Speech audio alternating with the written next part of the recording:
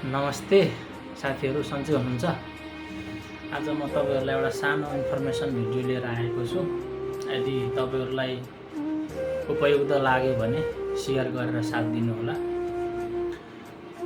खास भन्नु पर्दाखेरि अब हामी नेपालीलाई अब जहाँ गएर भए पनि रोजगारी नगरीसम्म नहुने र त्यसले गर्दाखेरि धेरै जस्तो हाम्रा नेपाली दाजुभाइ दिदीबहिनीहरू सबैजना खाडी मुलुकमा आउने।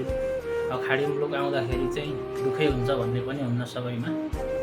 धेरै जस्तोलाई सुख पनि होला, धेरै जस्तोलाई दुःख पनि होला। त्यो आफ्नो आफ्नो ठाउँमा छ। तर मैले भन्न खोजेको कुरा चाहिँ मेरो सानो एउटा इन्फर्मेसन भिडियो मात्रै हो, अन्य हात नलिनु होला।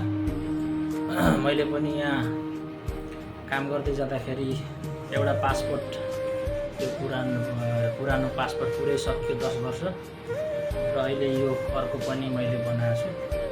र अब त हुन्छ होला भन्ने भएको थियो, तर सम्भवतः भएन।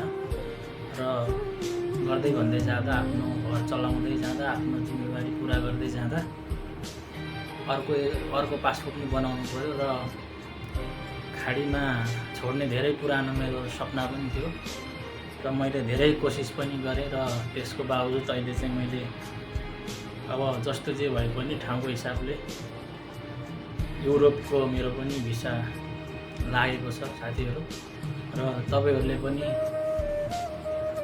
दुबईबाट या जहाँ हुनुहुन्छ खाडी मुलुकबाट अलि हेरेर विचार गरेर एप्लाई गर्नु होला। र आफ्नो सपना पनि हुन्छ अलि राम्रो देश जाने, कमाउने भन्ने त सबलाई नै हुन्छ, तर सबैको सपना पुरा नहुन नि सक्छ त्यसमा। त्यही भएर अहिले हाम्रो चाहिँ धेरै ट्राई गरेपछि हाम्रो साथीहरूको र मेरो एकजना गरेर यसरी भिसा पाएर हामी चाहिँ जाँदैछौँ।